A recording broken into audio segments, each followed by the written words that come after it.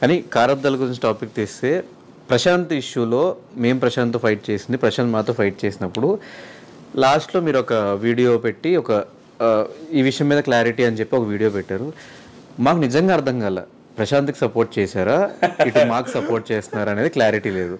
ఒకసారి నాకు ఆ క్లారిటీ ఇచ్చేస్తే ఎవరికి సపోర్ట్, అక్కడ ఎవరికి తప్పు ఎవరిది తప్పు కాదు, క్లారిటీ ఇచ్చేస్తే నాకు కూడా హ్యాపీగా ఉంటుంది. ఇంటర్వ్యూ చేసి మేము ఎక్కడ చేసాం, మేము తన గేమ్ గురించి మాట్లాడితే తను నెగిటివ్ చేసినట్టు. గేమ్ గురించి మేము ఎక్కడ మాట్లాడలేదు, స్టోరీస్ పెట్టాం, గేమ్ గురించి ఎక్కడ మాట్లాడాలి. మేము చెప్పింది మేము ఆ రోజు ఫీల్ అయిన విషయం చెప్పాం. ప్రశాంత్ జెన్యున్ గానే గేమ్ ఆడాడు, కానీ ఆ రోజు మేము ఫీల్ అయిన విషయం మాత్రమే పెట్టాం. డైరెక్ట్ చెప్తాను, ఫీల్ అయ్యారు అన్నారు కదా, ఆ రోజు వీడియోలో కవర్ చేయలేదు. కానీ యాంకర్ శివబ్రో ఉన్నారు కదా నాగపూర్లో, ఆయన బిగ్ బాస్ కంటెస్టెంట్, ఎంతమందికి ఇచ్చారు ఇంటర్వ్యూలో? ఆయన ఎవరికి ఇవ్వలేదు. మరి ప్రశాంత్ ఎందుకు ఇవ్వాలి? శివ ఇవ్వకపోయినా అడిగిన వాళ్ళందరికీ ప్రాపర్గా ఆన్సర్ చెప్పాడు. ఇప్పుడు ఇవ్వదలుచుకోలేదు, అగ్రిమెంట్ ఉందని కొంతమంది చెప్పాడు. అబద్ధమైనా అవ్వచ్చు, అగ్రిమెంట్ ఉందండి నేను ఇవ్వలేను అని చెప్పొచ్చు, లేకపోతే ఇంకోటి ఏమైనా చెప్పొచ్చు, రేపిస్తే ఎల్లుండిస్తే నెక్స్ట్ వీక్ ఇస్తుందని చెప్పొచ్చు. అంతేగాని మా పొలానికి రా ఇలాంటి మాటలేం శివ మాటలు. ఒకవేళ మాట్లాడే శివ అది కూడా తప్పే. ఓకే, నేను అదే చెప్పాను, డీలింగ్ నేను అది చెప్పాను. నేను కూడా నా వీడియోలో, నేను ఇప్పుడు ఆ వీడియో క్లారిటీ ఇస్తాను, నేను ఆ వీడియోలో కూడా చెప్పింది ఏంటి, ప్రశాంత్ మీడియా వాళ్ళు ఏదైనా నిజంగా ఏదో ఒక బూత్ తిట్టారనగా ఆ తిట్టునుంటే తప్పే అని చెప్పా. కానీ దానికి ప్రూఫ్ లేదు, నాకు ప్రూఫ్ ఉన్నట్టే మాట్లాడండి. అదేవిధంగా ఇది కూడా చెప్పాను, నేను న్యూట్రల్గా చెప్పాను, మీకు అనిపించవచ్చు, ఉన్నది చెప్పా. నీతో ఉన్న పరిచయానికి శివబ్రోతో ఉన్న పరిచయానికి వీళ్ళిద్దరు అంత ఓవర్ చేసి అంత చేసే మెంటాలిటీ కాదు. ఎందుకంటే నేను కూడా ఇంటర్వ్యూలో నేను ఏం చేయలేదు, ఈవెన్ యాంకర్ శివ కూడా అడిగాడు, నేను ఏం చేయలేదు. ఆయన మైండ్ సెట్ ముఖం మీద అట్లా అంటాడు, కానీ మరీ గ్రడ్జ్ పెట్టుకుని ఒక ఇంటర్వ్యూ కోసం చేసే చీప్ మెంటాలిటీ. ఎందుకంటే 2-3 సార్లు కలిసాను, నాకు తెలుసు. అదే చెప్పిన, ఉన్నది చెప్పినా కాబట్టి మీకు అనిపిలా Dhanush waste candidate, Shiva waste candidate అంటే మీకు బాగా అనిపించేది రివ్యూ. కానీ అది కాదు, కానీ నాకు ఆ వీడియో పర్టికులర్ ఆ వీడియో చూసిన తర్వాత ఆదిరెడ్డి ఏమన్నా రివ్యూస్ కూడా న్యూట్రల్గా చెప్తాడా, అటు కర్ర విరగకూడదు పాము చావకూడదు అనే సామెతను ఏమన్నా బాగా పట్టుకుని ఉన్నాడా అని అనిపించింది. నిజమేనా?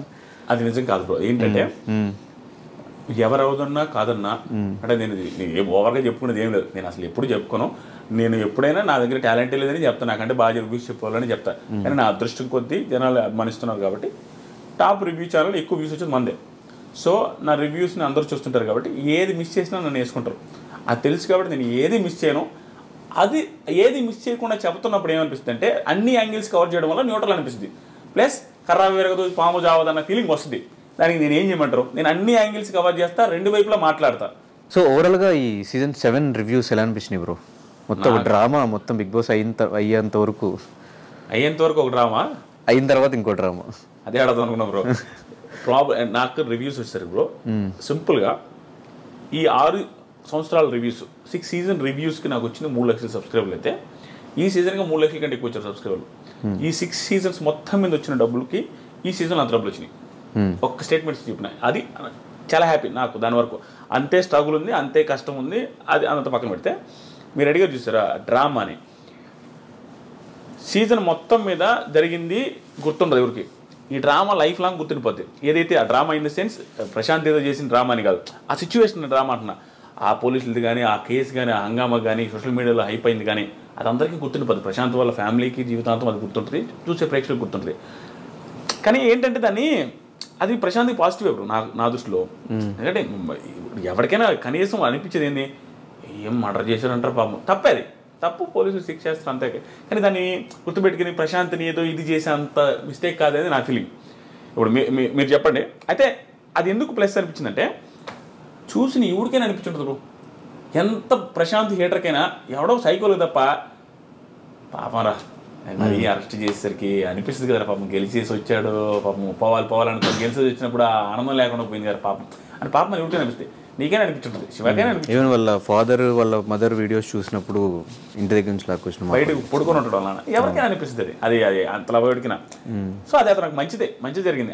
అది ఆ డ్రామా, ఆ సిచ్యువేషన్స్ అన్నీ కూడా అతనికి మంచిదని నా ఫీలింగ్. నేను మాట్లాడినప్పుడు కానీ ప్రశాంత్ నేను మాట్లాడినప్పుడు నాకు అర్థం ఏంటంటే ఇన్నోసెంట్ అబ్బా మనిషి, నిజంగా ఇన్నోసెన్స్ ఇన్ ద సెన్స్ మాట్లాడే చేత కాదు.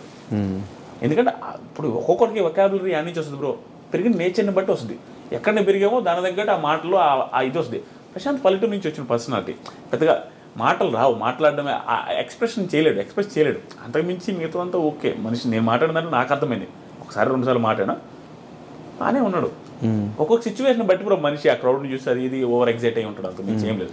అండ్ శివాజీ గారు రీసెంట్గా బయటకు వచ్చిన తర్వాత ఒక ఇంటర్వ్యూలో ఒక మాట అన్నారు, బిగ్ బాస్ తనకి ఇష్టమైన వాళ్ళని నేను గారెలు చేసినా కూడా నన్ను పట్టించుకోలేదు, ఒక పర్సన్ ఉన్నాడు, ఆ పర్సన్ లేపుతానే ఉన్నాడు సీజన్ అయ్యే వరకు, నువ్వు అది చేసావు ఇది చేసావు అది చేసావు, ఆ పర్సన్ అమర్, అందరికి క్లారిటీ. సో ఆ ఒక పర్టికులర్ ఇంటర్వ్యూ ఆ బిట్ మీద what is your opinion?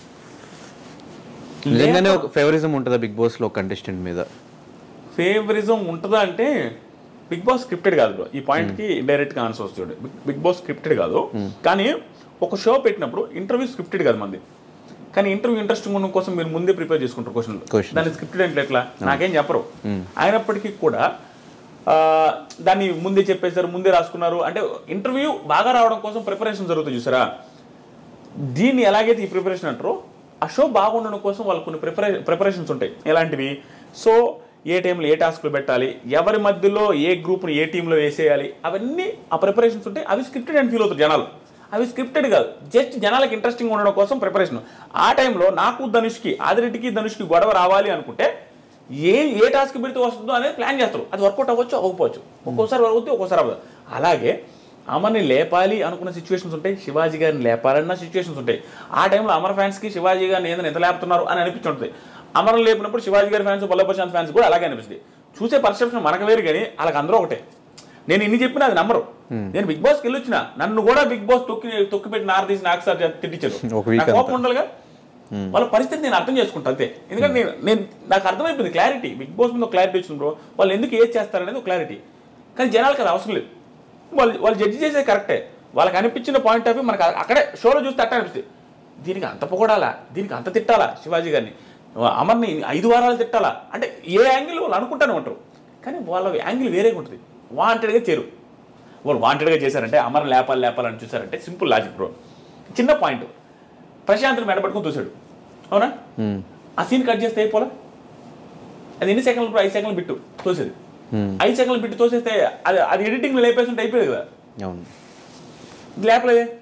So వాళ్ళు కావాలంటే ప్రతి చోట పాజిటివ్ చూపించి ఏ పర్సన్ అయినా, ప్రతి చోట నెగిటివ్ చూపించి ఏ పర్సన్ అయినా కొంచెం ఎడిటింగ్ స్కిల్స్ని చూపించి అట్లా ఏం చేయరు బ్రో. ఇంట్రెస్టింగ్ ఉండడం కోసం ఒక్కోసారి ఆ డ్యూరేషన్ సెట్ చేయడం కోసం అట్ట ఇట్ అవుతుంది తప్ప వాంటెడ్గా చేయరు. ఎవరు గెలిస్తే వాళ్ళకి ఏం పోయేదేం లేదు, మనకు అలా అనిపిస్తుంది.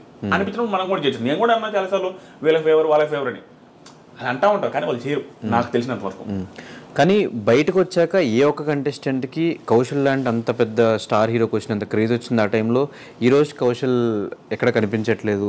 ఈరోజు సినిమా రిలీజ్ అవుతుంటే ఎంతమంది చూస్తారో తెలియదు, థియేటర్స్ రావట్లేదు, అలాంటి సిచ్యువేషన్కి వచ్చేస్తున్నారు అందరూ.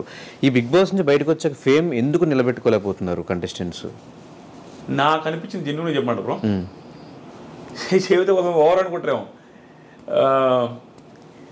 అందరూ చేస్తున్నది, అందరు కాదు 90% బిగ్ బాస్ కంటెస్టెంట్స్ బయటకు వచ్చిన తర్వాత చేస్తుంది, వాళ్ళు ఓవర్ థింక్ చేసుకుంటున్నారు. Over think in the sense వాళ్ళని ఓవర్ పొజిషన్లో చూసుకుంటున్నారు.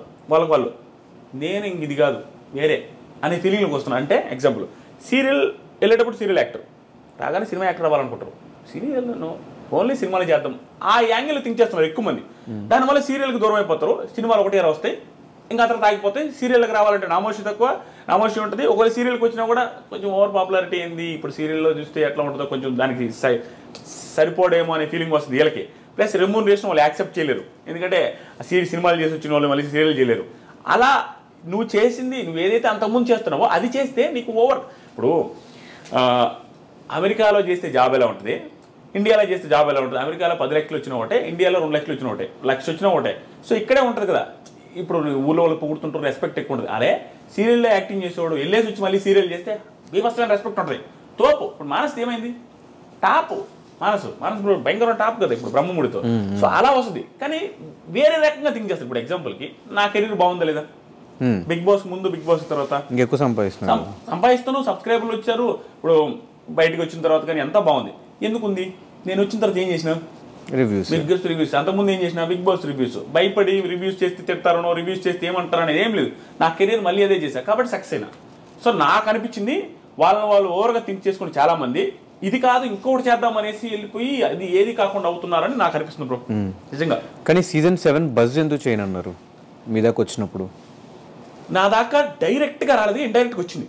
ఇండైరెక్ట్గా అంటే నేను ఒప్పుకోననే ఫీలింగ్ వాళ్ళకి ఉండింది. ఎందుకంటే నేను రెస్పెక్ట్తోనే చెప్తాను, నాకు హ్యూజ్ రెస్పెక్ట్ వాళ్ళు టీం మీద, నేను భయంకరం రెస్పెక్ట్తో మాట్లాడతా వాళ్ళతో అందరితో. ఎందుకంటే అక్కడ నాది తెలిసిందే బ్రో, లాస్ట్ టైం రివ్యూస్ చేయాలి, మళ్ళీ ఈ సంవత్సరం వాళ్ళు రివ్యూస్ చేయొద్దంటారు. బిగ్ బాస్ బజ్ చేస్తే రివ్యూస్ చేయకూడదు. సో 2 సంవత్సరాలు రివ్యూస్ చేయకపోతే మీకు తెలుసు యూట్యూబర్గా ఎత్తిపోతుంది ఛానల్ మొత్తం, ఇంకా ఎంత చేసినా వ్యూస్ రావు. అలాంటప్పుడు అదొకటి. ఇంకొక రీజన్ ఏంటంటే 2 సంవత్సరాలు రివ్యూస్ చేయకపోవడం వల్ల మనకు రివ్యూస్ అంటేనే ఇష్టం. నేను ఎందాక చెప్పిన, వచ్చిన తర్వాత నువ్వు ఏదైతే చేయాలనుకుంటో అదే చేస్తే సక్సెస్ అవుతావు. నువ్వు ఈ స్థాయి పెరగాలనేసి చూసావు అనుకో, బిగ్ బాస్కి వెళ్ళి వచ్చిన వాళ్ళకి చాలామందికి అవ్వదు, కొంతమందికి అవుద్ది, చాలామందికి అవ్వదు. అది కూడా థింక్ చేసుకుని ఏది చేస్తానో అదే చేస్తే లైఫ్ బాగుంటుంది అనేసి అదే చేసుకున్నాను. నేను ఎక్కువ చేయట్లా. దానికి రీజన్ కూడా ఉంది బ్రో, నేను చెప్పేస్తాను అనిపించింది. దానికి రీజన్ ఏంటంటే నేను ఏందో చెప్పినట్టుగా హ్యూజ్ ప్రాబ్లమ్స్ చూసాను నేను. చూడండి, ప్రాబ్లమ్స్ కాదు, ఫ్యామిలీ స్ట్రగుల్ అయ్యేది కళ్ళ ముందు నేను చూసాను మొత్తం. మా అక్క పెళ్లి కావాలంటే 1.5 లక్ష కోసం చెట్టు గారికి ఒక ఇల్లు అమ్మేసాం మేము. నేషనల్ హైవేలో ఉన్న ఇల్లు అమ్మేసాం 1,75,000కి.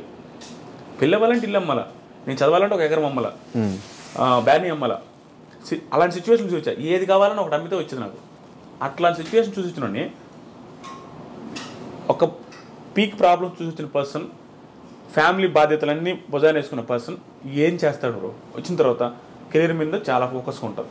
ఎందుకంటే నేను మళ్ళీ వెనక్కి వెళ్ళి ఫ్యామిలీని స్ట్రగుల్లో తోయాలని నాకు అసలు లేదు. కాబట్టి ఎక్స్ట్రా చేయకుండా మళ్ళీ రివ్యూస్ చేసుకున్నాం. బజ్కి వస్తే మళ్ళీ రివ్యూస్ పోతే నిన్ను దేకపోతే బజ్లో వాళ్ళు అడిగిన క్వశ్చన్ అడుగుతావు, నువ్వు నెగిటివ్ అయితే, నీ పర్సెప్షన్ ఉంటే, నీ టాలెంట్ మీద నువ్వు ఉంటే అది వేరే ఉండొచ్చు. వేరే వాళ్ళ క్వశ్చన్స్ నువ్వు అడిగితే దానికి నువ్వు జస్టిఫికేషన్ ఇవ్వలేకపోతే, నువ్వు నెగిటివ్ వేస్తే నీ కెరీర్ స్పాయిల్ అయితే నీ ఫ్యామిలీ నువ్వు చూస్తుడు. నేను ఆ ఫ్యామిలీ విషయంలో మాత్రం ఎక్కడ ఆయనకు అడిగాను బ్రో. నేను అనుకుంటే ఆ ఫ్యామిలీని మళ్ళీ ఆ స్థాయికి వెళ్ళకూడదు, నేను మళ్ళీ వెనక్కి వెళ్ళకూడదు. అలాగే కెరీర్ ప్లాన్ చేసుకున్నాం. అది కూడా ఒక రీజన్.